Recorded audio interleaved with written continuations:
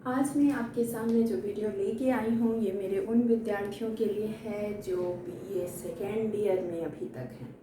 उनके सिलेबस पर एक सीरीज़ में शुरू करने जा रही हूँ। उसी सीरीज़ का ये पहला वीडियो आपके सामने है, आय व रोजगार का सिद्धांत। और ये आय और रोजगार का जो सिद्धांत है वह प्रतिष्ठित सिद्धांत है, classical theory of income and employment. तो सबसे पहले बात कर लेते हैं कि इस क्लासिकल थ्योरी को दिया आखिर किसने था।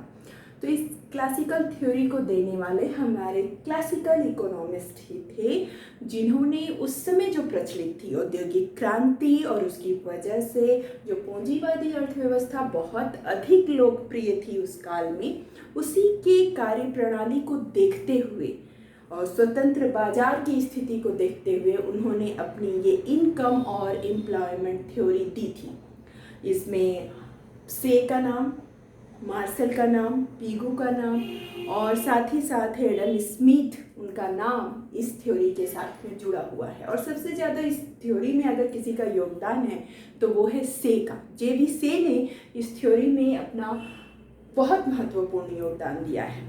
लेकिन विद्यार्थियों, आप लोगों को ये थ्योरी पढ़ने से पहले उस समय की परिस्थितियों को जानना जरूरी है जब ये थ्योरी प्रचलन में आई थी। 1800 की औद्योगिक क्रांति के बाद लगातार पूरे विश्व में मशीनों का उत्पादन हो रहा था, उद्योगों में निर्माण हो रहा था और उस पूरे निर्माण में जो महत्वपूर्ण भूमिका निभा रहे थे वो थे पूंजीपति, श्रमिक और पूंजी। तो ये तीनों चीज़ें इतनी इम्पॉर्टेंट थी और वस्तुओं का उत्पादन इनके जरिए हो रहा था कि क्लासिकल थ्योरी जब बनी रोजगार की तो उसमें ये बाजार भी 3 तरह के बांट दिए गए। और हम जब संतुलन की बात करते हैं तो किसी एक स्थिति में या एक जो सिचुएशन है उसमें संतुलन को बताते हैं, लेकिन इस जो इनकम और एम्प्लॉयमेंट थ्योरी उस समय दी गई उसमें एक नहीं बल्कि तीन बाजारों की बात की गई थी। एक था श्रम बाजार, एक था वस्तु बाजार और एक था पूंजी बाजार। और उनका कहना था कि कुछ भी करने की किसी को ज़रूरत नहीं है। जिस तरह की फ्लक्चुएशन होता है और वो खुद ही, जैसे नदी में ज्वार भाटा आता है एक निश्चित काल के लिए और फिर नदी शांत रहती है, या हम कहें वो समुद्र बिल्कुल शांत रहता है, तो ठीक वैसे ही ये इन्होंने कहा था कि अगर फ्लक्चुएशन आएगी, अगर बेरोजगारी आएगी तो हमें कुछ करना नहीं पड़ेगा, ये सभी बाजार स्वतः ही उसे संतुलन में ला देंगे। और इसी संतुलन की उन्होंने बात की थी कि अगर श्रम बाजार में भी असंतुलन होता है, बेरोजगारी बढ़ती है, तो मजदूरी की जो दर है वो कम ज़्यादा होगी और संतुलित हो जाएगी। वस्तु बाजार के लिए भी उनका यही कहना था कि अगर वस्तु की कीमत कम ज़्यादा होती है तो हो सकता है उससे बेरोजगारी हो, लेकिन वो स्वतः संतुलित हो जाएगी। और यही बात उन्होंने पूंजी बाजार के लिए भी कही थी कि बचत और विनियोग आपस में स्वतः ही संतुलित हो जाएंगे। मतलब पूरी की पूरी एक स्वतंत्र जो अर्थव्यवस्था होती है उसकी बात की गई थी। लेकिन पॉइंट टू बी नोटेड कि उन्होंने इस अर्थव्यवस्था को खुली अर्थव्यवस्था नहीं कहा है। आपको ये याद रखना है कि क्लासिकल थ्योरी एक बंद अर्थव्यवस्था की है जिसमें विश्व का हस्तक्षेप इकोनॉमी में होता ही नहीं है। तो ये फैक्ट क्लियर होना चाहिए, तब आप इसके कॉन्सेप्ट को समझ पाएंगे। कुछ महत्वपूर्ण बातों को देख लेते हैं जो इस क्लासिकल थ्योरी में सभी अर्थशास्त्रियों ने कही। वो ये उन्होंने कहा कि पूर्ण रोजगार का स्तर होता ही है और इसे पाया भी जा सकता है। इसे बड़े गौर से सुनिएगा बच्चों। आज के ज़माने में कोई देश ये नहीं कह सकता कि वो अपने पूरे लोगों को पूर्ण रोजगार दे चुका है या पूर्ण रोजगार की स्थिति में है, लेकिन ये क्लासिकल थ्योरी कहती है कि पूर्ण रोजगार के स्तर को पाया जा सकता है, पूर्ण रोजगार का स्तर होता है। दूसरी, उन्होंने समायोजन क्षमता की बात की थी कि ये कैपेसिटी होती है खुद ही मार्केट की कि वह बेरोजगारी को संतुलित कर लेता है। मतलब क्षमता है ये श्रमिकों की कि वो बेरोजगार नहीं रहते और मजदूरी दर उनके हिसाब से ऊपर नीचे होती रहती है। ये क्षमता है वस्तुओं की कि अगर वस्तु 10 की जगह 20 भी बन जाए ना तो वो अपनी मांग खुद पैदा कर लेगी। समझते जाइएगा ये किस तरह की बातें प्रतिष्ठित अर्थशास्त्रियों ने सामने रखी थी कि स्वतः ही समायोजन होता है। उसी तरह कहा गया कि अगर पूंजी निर्माण नहीं हो रहा है, अगर विनियोग नहीं हो रहा है तो कुछ नहीं करना है, सिर्फ ब्याज दर को थोड़ा ऊपर नीचे कीजिए, पूंजी बाजार खुद ही संतुलित हो जाएगा। तो उन्होंने समायोजन क्षमता की बात की थी कि बिना किसी सरकारी या किसी व्यक्ति के हस्तक्षेप के अर्थव्यवस्थाएं समायोजन कर लेती हैं। अब बात कर लेते हैं अति उत्पादन की। उनका ये मानना था कि अति उत्पादन तो असंभव है भाई, हो ही नहीं सकता, क्योंकि वस्तुएं जो होती हैं वो उनकी पूर्ति अपनी मांग स्वयं पैदा कर लेती है। पॉइंट टू बी नोटेड कि उन्होंने कहा कि अति उत्पादन हो ही नहीं सकता, क्योंकि अगर आप 10 की जगह 20 भी उत्पादन कर देंगे तो उसकी मांग हो ही जाएगी। इस बात को मैं प्रूफ भी करूंगी कि किस तरीके से से ने अपनी इस थ्योरी को प्रूफ किया था। फिलहाल आप समझिए कि उनकी नज़र में अति उत्पादन जो है वो असंभव है। उनका ये मानना था कि जो एक सामान्य बेरोजगारी कही जाती है ना, कि काम चाहने वाले लोगों को काम नहीं मिल रहा है, तो वो ये मानते थे कि ऐसी बेरोजगारी असंभव है। हर काम चाहने वाले को काम मिलेगा, बस अगर कोई काम नहीं करना चाहता है, जिसे हम ऐच्छिक बेरोजगारी कहते हैं, इच्छा से बेरोजगार अगर कोई रहना चाहता है तो सिर्फ उसी को काम नहीं मिलेगा, नहीं तो हर किसी काम चाहने वाले को काम मिलेगा। इसीलिए उन्होंने कहा कि सामान्य बेरोजगारी असंभव है, नहीं हो सकती सामान्य बेरोजगारी, ऐच्छिक बेरोजगारी हो सकती है, सामान्य नहीं। और उसके बाद उन्होंने जो बहुत महत्वपूर्ण बात कही कि बेरोजगारी के लिए कोई सिस्टम जिम्मेदार नहीं है, बेरोजगारी के लिए जिम्मेदार हैं श्रमिक।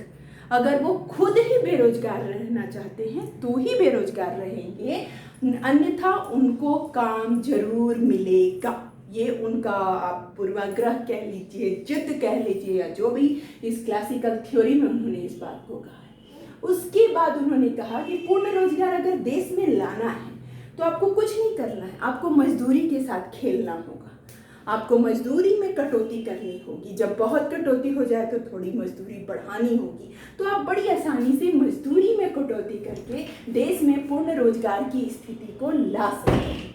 उसके बाद उन्होंने जो बात कही वो था कि ब्याज दर जो है उसे उन्होंने लचीला रखा। उनका ये कहना है कि ब्याज दर खुद समायोजित होती है, इसलिए वो विनियोग को देखते हुए कम ज़्यादा होती रहती है। ब्याज दर लचीली होनी चाहिए ताकि पूंजी बाजार का संतुलन बना रहे। उसी के साथ उन्होंने बेरोजगारी के लिए जिस चीज़ को जिम्मेदार ठहराया वो था जड़ता, स्थिरता। उसमें उन्होंने यहाँ पे बताया कि अगर श्रम बाजार में स्थिरता आ जाए, अगर वस्तु बाजार में स्थिरता आ जाए, अगर पूंजी बाजार में स्थिरता आ जाए, तो इस सभी स्थितियों में बेरोजगारी उत्पन्न हो सकती है। इसीलिए इन सभी में संतुलन स्थापित करने के लिए फ्लक्चुएशन होना जरूरी है, उतार चढ़ाव होते रहना जरूरी है। स्थिरता बेरोजगारी को जन्म दे देगी। तो आप यहाँ पर जब उस सिद्धांत की महत्वपूर्ण बातों को जान चुके हैं, तो चलिए हम बात करते हैं कि किन 3 बाजारों में उन्होंने किन तीन तरह का बताया था कि संतुलन या साम्य होगा। अब मजदूरी श्रम बाजार की बात कर लेते हैं। श्रम बाजार जहां श्रमिक अपने श्रम को बेचने को तैयार है, मजदूर अपने मेहनत को बेचने को तैयार है, वो है श्रम बाजार। और उसमें श्रम की मांग को हम डीएल और पूर्ति को एसएल के नाम से जानते हैं। अब चूंकि आप सभी जानते हैं कि मजदूरी जो होती है वो 2 तरह की होती है। एक होती है नगद मजदूरी, या जिसे हम मौद्रिक मजदूरी कहते हैं, और एक होती है वास्तविक मजदूरी। तो यहाँ पर जो बात कही गई कि ये जो मजदूरी होती है ये कीमत और श्रम की सीमांत उत्पादकता, आप सभी जानते हैं कि एक श्रमिक की जो क्षमता होती है, जो उसके आने पर कुल उत्पादन में फर्क पड़ जाता है, उसी को हम श्रम की सीमांत उत्पादकता कहते हैं। तो यहाँ पर उनका कहना था कि जो मजदूरी होती है वो उसके श्रम की सीमांत उत्पादकता और उसकी कीमत का गुणनफल होती है। मतलब जिस पैसे पर वो अपना श्रम बेचने को तैयार हो जाता है वो हुई कीमत, और जितनी उसकी क्षमता है वो हुई श्रम की सीमांत उत्पादकता। इन दोनों का गुणनफल होती है मजदूरी।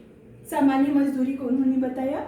वास्तविक मजदूरी को उन्होंने कहा कि ध्यान दीजिएगा ये जो नगद मजदूरी है ना, उसको उन्होंने डब्ल्यू कहा है। तो उन्होंने रियल मजदूरी को बताने के लिए कहा कि रियल मजदूरी हमेशा जो श्रम की सीमांत उत्पादकता और जिस कीमत पर वो बेचने को तैयार हुआ है, उसकी बाजार में जो कीमत है उस श्रमिक के श्रम की, उसके और साथ में जो रेट चल रहा है, जो मजदूरों का रेट चल रहा है, उसके अनुपात के बराबर होती है। अब इसको मैं प्रैक्टिकली समझाऊं आपको, तो ठीक वैसे ही जैसे मजदूर लेना चाहता है 400 रुपये मजदूरी, मार्केट में है 300 रुपये मजदूरी, तो ये जो 400 और 300 का अनुपात होगा ना, वो होगा वास्तविक मजदूरी, रियल मजदूरी। तो इस बात को उन्होंने कहा, और उन्होंने कहा कि श्रम का मांग हो या श्रम की पूर्ति हो, ये मांग भी W/P की फलन होती है, मतलब वास्तविक मजदूरी से प्रभावित होती है, और पूर्ति भी वास्तविक मजदूरी से प्रभावित होती है। मतलब हर हाल में वास्तविक मजदूरी महत्वपूर्ण है। मतलब आप समझ सकते हैं कि श्रम की सीमांत उत्पादकता, या कह लीजिए मजदूर की जो कीमत है, उसके श्रम की जो कीमत है और जो रेट बाजार में चल रहा है, इन दोनों का अनुपात ही उसकी रियल मजदूरी होती है। और इन दोनों को उन्होंने बहुत ही महत्वपूर्ण बताया श्रम बाजार में संतुलन स्थापित करने की स्थिति में। और संतुलन को वो किस तरीके से डिफाइन करते हैं, देखिएगा कि अगर आप एक और श्रम की मांग, इसे हम DL कर लेते हैं, और ये श्रम की पूर्ति SL। अब आप कहेंगे पूर्ति श्रम की बढ़ती हुई क्यों होती है? कि पर्याप्त जनसंख्या है, श्रमिक काम करने को तैयार है, तो उसकी पूर्ति बढ़ते हुए रहती है। अगर मैं संतुलन पूछूं तो ये संतुलन E बिंदु पर आएगा, क्योंकि यहाँ पर श्रम की मांग और श्रम की पूर्ति एक दूसरे के बराबर है। अब सिचुएशन यहाँ पे मैं मान लेती हूँ कि मजदूरी W है और श्रम की, और यहाँ पे मांग और पूर्ति जो है वो OQ के बराबर है। ठीक, अगर किसी कंडीशन में, किसी भी कंडीशन में मजदूरी बढ़ जाती है, ठीक, तो मजदूरी की बढ़ते ही क्या बढ़ेगा? ये बढ़ेगी श्रम की अतिरिक्त पूर्ति। मजदूरी बढ़ी तो भाई खुशी खुशी ज्यादा से ज्यादा श्रमिक काम करना चाहेंगे, तो मजदूरी बढ़ के जैसे ही W1 होगी, उसकी पूर्ति बहुत बढ़ जाएगी। अब पूर्ति बढ़ेगी, बहुत से लोग काम मांगने आएंगे, तो क्या उत्पादक सभी को काम देगा? नहीं।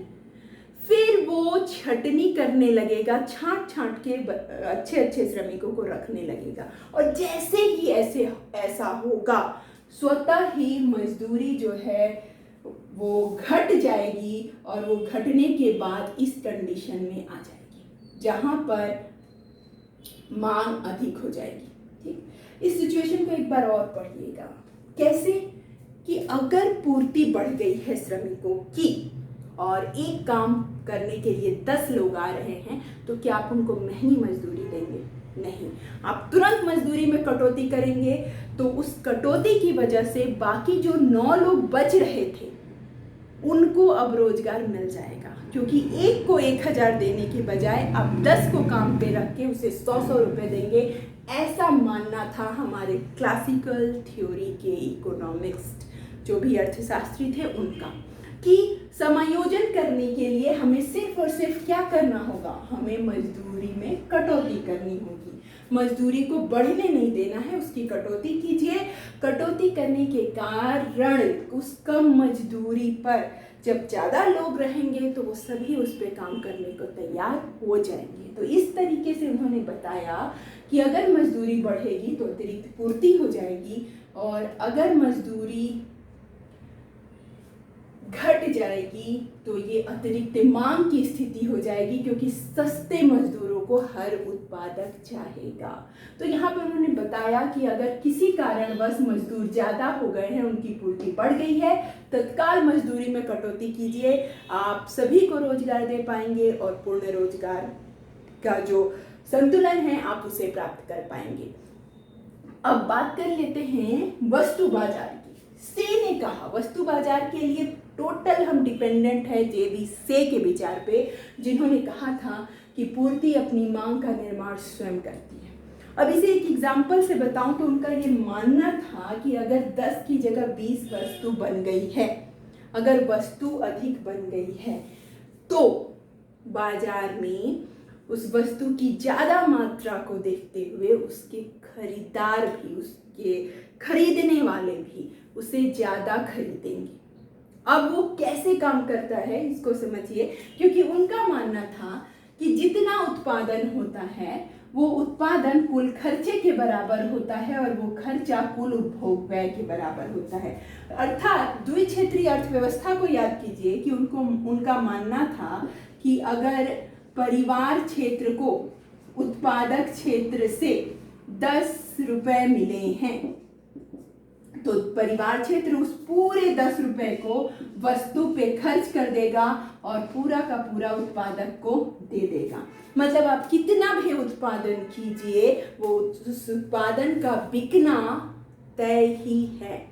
अब इसी को हम दूसरी स्थिति में देख लें तो उन्होंने इसे एक समीकरण के माध्यम से, फलन के माध्यम से यहाँ पर समझाया है कि यह समीकरण हमें बताता है कि MV बराबर PT। कैसे? MV क्या है? MV है मुद्रा, ये है मुद्रा का चलन वेग, M है मुद्रा की कुल पूर्ति, P है सामान्य स्तर और T है कुल उत्पादन। अब ये वर्क कैसे करता है इसे समझिएगा कि मुद्रा की कुल पूर्ति और उसका प्रचलन वेग जितना रहता है वही मुद्रा की सामान्य कीमत स्तर का निर्धारण करता है। कैसे? अरे भाई आपके पास अगर 100 रुपए हैं तो आप कितने की वस्तु खरीद सकते हैं? डेफिनेटली आप कहेंगे 100 रुपए हैं तो 100 की वस्तु खरीद सकता हूँ। आपके पास 100 रुपए हैं, आपके हाथ की कुल पूर्ति कितनी हुई? 100। चलन बेग आप उसे खर्च करने के लिए बिल्कुल तैयार है, नगद रूप में खर्च करने के लिए तैयार है, वो भी कितना हो गया? 100। और 100 के साथ में ही आप वस्तु कितने की खरीद सकते हैं तो वो है 100। तो उन्होंने प्रूफ कर दिया कि व्यक्ति उतनी ही रुपए की वस्तु खरीदता है जितना उसके पास पैसा है। और प्रैक्टिकली भी से का ये नियम जरा देखिएगा कि एक वस्तु, जैसे इसी की ले लूं, कीमत अगर 10 रुपए है और एक व्यक्ति के हाथ में 20 रुपए हैं तो वो उसकी कीमत बढ़ाने की क्षमता रखता है। कैसे? 10 रुपए की है लेकिन वो खुद कह देगा नहीं नहीं 20 रुपए के लायक है भैया, इतने में दे दीजिए, और प्रैक्टिकली लोग दे देते हैं। कई बार वस्तु की कीमतों का उछाल लोगों के व्यवहार के कारण आ जाता है। 2 रुपए की चीज को जब कोई बंदा 5 रुपए में खरीद के गया तो वो दुकानदार अगली बार उसे 2 रुपए में बेचने में सोचेगा, उसकी कीमत को तुरंत बढ़ा देगा, वो भी कर देगा 5 रुपए। इसी बात को सेन ने कहा था कि अगर आप किसी भी हाल में मुद्रा की पूर्ति को बढ़ा रहे हैं, मुद्रा की पूर्ति अधिक कर रहे हैं, तो आप डेफिनेटली जानिए कि आपने कीमत स्तर को भी बढ़ा दिया है। अगर लोगों के पास पैसा ज़्यादा है, हाथ में पैसा ज़्यादा है, तो वो ज़्यादा ही खर्च करेंगे।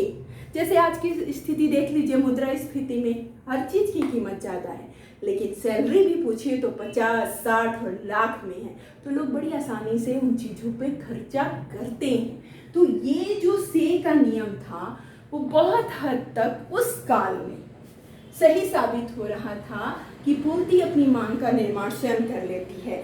बहुत सारी गाड़ियां हैं मार्केट में, फिर भी एक नई गाड़ी जब आती है तो लोग उसे खरीदते ही हैं, मतलब उसकी पहले पूर्ति हुई फिर खुद ही उसकी मांग होने लगती है। तो सी का ये बाजार नियम के आधार पे ये कहा गया था कि MB = PT, मतलब वस्तु बाजार में जो कीमत स्तर का निर्धारण होता है वो मुद्रा के चलन वेग से, उसकी पूर्ति और मुद्रा के चलन वेग के गुणनफल से होता है। और प्रैक्टिकली भी आप जानते हैं कि ये नियम काम कर रहा है। तो उन्होंने कहा कि ऐसी स्थिति में अगर कीमत स्तर बढ़ गई है, बहुत अधिक कीमत स्तर में उछाल हो गया है, उसकी वजह से अगर बेरोजगारी बढ़ रही है, जैसे हम कहते हैं ना कि कीमतें अधिक हो गई हैं, अब अधिक होने से क्या फायदा होगा? उत्पादकों को लाभ होगा, अब जब उत्पादक को लाभ होगा तो वो ज्यादा से ज्यादा मजदूर को काम पर रखेगा, तो जो बेरोजगारी थी वो बेरोजगारी क्या होगी, वो बेरोजगारी दूर हो जाएगी। ठीक, तो उनका ये मानना था कि कीमतों में बढ़ोतरी या मुद्रा के चलन वेग में बढ़ोतरी सामान्य कीमत स्तर को बढ़ाती है और इस कीमत स्तर पर उत्पादक ज़्यादा से ज़्यादा उत्पादन करना चाहते हैं और बिल्कुल नहीं डरते। क्यों नहीं डरते भाई? क्योंकि उनका मानना था कि पूर्ति अपनी मांग स्वयं पूरा कर लेती है और उनके इसी वजह से उनका कहना था कि कीमत अधिक होने पर भी बेरोजगारी जो है वो दूर हो जाएगी। अब उत्पादकों को लाभ मिल रहा है, ज़्यादा लोगों को काम पे रख रहे हैं, उसके बाद भी उन्होंने बताया कि अगर कुछ लोग फिर भी बच गए तो तरीका क्या है? तरीका एक ही है कि आप मजदूरी में कटौती करके श्रमिकों की संख्या को ज़्यादा कर लीजिए। आप को लाभ हो रहा है तो मजदूरी को और कम कर दीजिए और जितने बेरोजगार श्रमिक हैं सबको अपने पास बुला लीजिए, तो हो गई ना बेरोजगारी दूर। तो हर एक चीज़ में उन्होंने इस बात को कहा है कि मजदूरी में कटौती करने से पूर्ण रोजगार बड़ी आसानी से प्राप्त हो जाता है। अब तीसरे बाजार को देख लीजिए जिसको उन्होंने कहा है पूंजी बाजार। अब इसे समझिएगा, उनका ये मानना था कि पूंजी बाजार में संतुलन तब होगा जब बचत बराबर विनियोग होगा। ठीक, अब इसी को उन्होंने माना कि बचत जो होता है वो फलन आर है, मतलब बचत भी प्रभावित होती है ब्याज दर से। उन्होंने कहा कि आई फलन बराबर आर है, मतलब कि उनका कहना था कि विनियोग भी प्रभावित होता है ब्याज दर से, मतलब दोनों के दोनों प्रभावित होते हैं ब्याज दर से। अब इसी बात को एक चित्र के माध्यम से भी उन्होंने शो किया कि अगर बचत और जो विनियोग है उसमें हम संतुलन को देखें तो इस आर पे अगर संतुलन बना हुआ था और किसी वजह से ब्याज दर जो है वो बढ़ गई, ब्याज दर बढ़कर हो गई R1, तो ब्याज दर के बढ़ने से क्या फायदा होगा? ब्याज दर के बढ़ते ही लोग बचत ज़्यादा करने लगेंगे, उसका विनियोग नहीं करेंगे। अगर आपको ब्याज दर ज़्यादा मिल रही है तो आप किसी और को क्यों दोगे? उसे बचत करके रखोगे, बैंकों में डालोगे ताकि ज़्यादा से ज़्यादा आपको लाभ हो सके। विनियोग क्या हो जाएगा यहाँ पर हो जाएगा विनियोग कम। तो ये कंडीशन देखते ही जो बैंक या अन्य संस्थाएं हैं वो ब्याज दर को कर देंगी कम, तो वो फिर से खसक के कहाँ पहुंच जाएगा? आर। अगर किसी कारणवश ब्याज दर जो है वो कम हो गई है तो लोग फिर बचत नहीं करेंगे। कॉन्सेप्ट समझिएगा, उन्होंने जो कहा था कि अगर ब्याज दर अधिक होती है तो लोग बचत बढ़ा देते हैं, ये ध्यान रखिएगा। उनका कहना था कि अगर ब्याज दर अधिक होती है तो लोग बचत बढ़ा देते हैं और अगर ब्याज दर कम होती है तो लोग विनियोग बढ़ा देते हैं। और प्रैक्टिकली इसको समझिए कि कैसे, क्योंकि उनका कहना था कि बचत के बढ़ने के साथ ही बचत जैसे ही बढ़ जाती है तो लोग अपने पैसे पे ब्याज ज़्यादा खाना चाहते हैं और वो जो है उसका विनियोग नहीं करना चाहते। लेकिन अगर ब्याज दर बहुत कम मिल रही है, जैसे आज की कंडीशन है, कम है, तो लोग अपने पैसे से किसी उत्पादन कार्य में लगा देंगे, अपना कोई नया व्यवसाय शुरू कर देंगे, पर बैंक में रखना सही नहीं समझते। तो बस आपको यही कॉन्सेप्ट समझना है कि इसी बेस पे उन्होंने कहा था कि जो पूंजी बाजार होता है वो भी स्वतः संतुलन की स्थिति में आ जाता है। अगर कभी बचत कम हो रही है तो विनियोग ज़्यादा होगा और अगर बचत बढ़ गई है, विनियोग कम हो गया है तो ब्याज दर तुरंत कम कर दी जाएगी। तो आपको समझना है कि ये जो प्रतिष्ठित रोजगार का सिद्धांत था वो एक बाजार नहीं बल्कि तीन बाजारों की बात करता था। लेकिन पॉइंट टू बी नोटेड कि ये हमेशा बंद अर्थव्यवस्था की स्थिति थी। आप तीनों बाजारों की बड़े आराम से व्याख्या कीजिए और बता दीजिए कि प्रतिष्ठित जो सिद्धांत था उसका ये मानना था कि मजदूरी में कटौती ही वो हथियार है जो पूर्ण रोजगार के लिए काम आ सकता है। और आप जब इस सिद्धांत को गहराई से समझेंगे तो खुद ही समझ में आ जाएगा कि ये सिद्धांत में इतनी कमियां थी कि इसीलिए पूर्ति अपनी मांग का निर्माण स्वयं करती है। ये बात 1929 की आर्थिक मंदी में सिरे से काट दी गई थी। क्यों?